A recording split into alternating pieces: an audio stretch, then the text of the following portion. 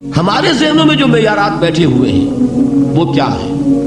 کامیابی پیسے سے ہے، کامیابی جائیداد سے ہے، کامیابی کاروبار سے ہے، کامیابی شہرت سے ہے، کامیابی اقتدار سے ہے. یہ معیارات ہیں. جو جتنا دولت مند اتنا کامیاب، جو جتنا مشہور اتنا کامیاب، جو جتنا پاپولر اتنا کامیاب، جو حکومت پر پہنچ گیا کامیاب، جس نے بڑا کاروبار جما لیا کامیاب، جس نے بہت جائیداد بنا لی کامیاب. یہی ہے اصل میں ساری بس کی گانٹھ. جو تصور کامیابی کا ہوگا اسی کے مطابق آپ کی بھاگ دوڑ ہوگی، اسی کے لیے جد و جہد ہوگی، اسی کے لیے توانائیاں صرف ہوں گی، اسی کے لیے دن رات کی مشقت ہوگی. یہ ہے اصل شے جس کی یہاں نفی ہو رہی ہے. کامیابی دولت سے نہیں، کامیابی شہرت سے نہیں، کامیابی اقتدار اور طاقت اور حکومت سے نہیں، بلکہ کامیابی ہے ایمان سے، عمل صالح سے، تواصی بالحق سے، تواصی بالصبر سے. آپ غور کیجئے اس نقطہ نظر کا، اس ایٹیچیوڈ کا، یہ جو مینٹل ایٹیچیوڈ ہے اس کا بدل جانا ہی انسانی شخصیت کے اندر انقلاب برپا کرے گا. اب آپ کا نتیجہ کیا نکلا؟ اگر تو دولت سے کامیابی ہوتی تو قارون بہت کامیاب تھا، اگر حکومت سے کامیابی ہوتی تو فرعون اور نمرود بہت کامیاب تھے. کامیابی ان سے نہیں ہے. کامیابی انسان دولت میں قارون کی دولت تک پہنچ جائے اور دنیا میں دبدبہ اور اقتدار اور سلطنت اور حکومت کے اعتبار سے وہ نمرود اور فرعون کا مقام حاصل کر لے، وہ ناکام ہے، خائب ہے، خاسر ہے، برباد ہے. اور ابو ذر غفاری کامیاب ہے، چاہے ان کے پاس کچھ نہیں تھا، جھونپڑی تک نہیں تھی، کوئی گھر نہیں تھا.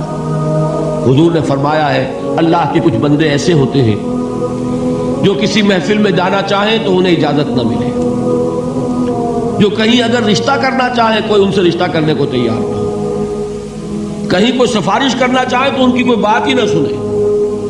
لیکن اللہ کے ہاں ان کا وہ مقام ہے کہ اگر بھولے سے بھی کسی بات پر قسم کھا بیٹھتے ہیں تو اللہ ان کی قسم کی لاج رکھتا ہے. یہ ہے فرق. یہ جان لیجیے اچھی طرح. اس بات کا مان لینا آسان، اس پر سبحان اللہ کہنا آسان، لیکن اس کے مطابق آپ کے اپنے ذہن کا بدل جانا بہت مشکل. اس لیے کہ ہم متاثر ہوتے ہیں اپنے ماحول سے. وہ بڑا محل ہے، دیکھ کر ایک دفعہ جھجری آتی ہے، وہ بڑی سی 20 فٹ لمبی کار سناٹے کے ساتھ آپ کے پاس سے گزر گئی. ایک دفعہ اعصاب کے اندر ارتعاش ہوتا ہے، محسوس ہوتا ہے بڑے یہ نصیبے والے لوگ ہیں، بڑے خوش نصیب، بڑے کامیاب.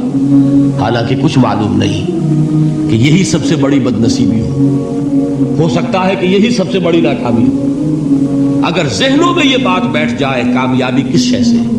یہی وجہ دیکھیے قرآن مجید میں بارہا آپ دیکھیں اولئک هم المفلحون، یہ ہے لوگ کامیاب ہونے والے. آج یہ آپ نے نماز میں وہ آیات سنی، یا ایھا الذین آمنوا ارکعوا واسجدوا واعبدوا ربکم وافعلوا الخیر لعلکم تفلحون. اے ایمان والو، رکوع کرو، سجدہ کرو، اپنے رب کی پرستش اور بندگی کرو اور اچھے کام کرو تاکہ تم کامیاب ہو جاؤ. تو کامیابی کن چیزوں سے ہے؟ یہ ہے سب سے بڑا سبق.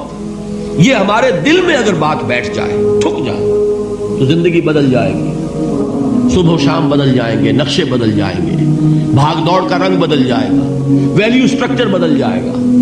آج وہ ایک چیز نہایت اہم نظر آ رہی ہے، کل نہایت غیر اہم نظر آئے گی. جیسے کہ حضور کی حدیث ہے مالی ولی الدنیا، مجھے تمہاری اس دنیا سے کیا سروکار ہے. انما مثلی کراکب استظل تحت شجرۃ ثم راح فترکها، میری مثال تو اس سوار کی سی ہے جو تھوڑی دیر کے لیے ایک درخت کے سائے میں ٹھہرتا ہے سستانے کے لیے، پھر وہ اپنا راستہ لیتا ہے. اسے اس درخت سے مستقل تعلق اس کا نہیں ہے، وہ اس کا گھر نہیں، وہ اس کی منزل نہیں. اسی طرح یہ دنیا میرا گھر نہیں ہے. اب دیکھیے ہم کہتے ہیں انا للہ و انا الیہ راجعون، ہم تو مسافر ہیں، ہم اللہ کے پاس سے آئے، اللہ کی طرف ہمیں لوٹ جانا ہے. کن فی الدنیا کانک غریب و عابر سبیل، حضور فرماتے ہیں دنیا میں ایسے رہو جیسے کہ تم اجنبی ہو یا راہ چلتے مسافر ہو. لیکن یہ طرز عمل کب ہوگا؟ جبکہ یہ آیت ہمارے ذہنوں کے اندر بیٹھ گئی ہو. والعصر ان الانسان لفی خسر الا الذین آمنوا وعملوا الصالحات وتواصوا بالحق وتواصوا بالصبر.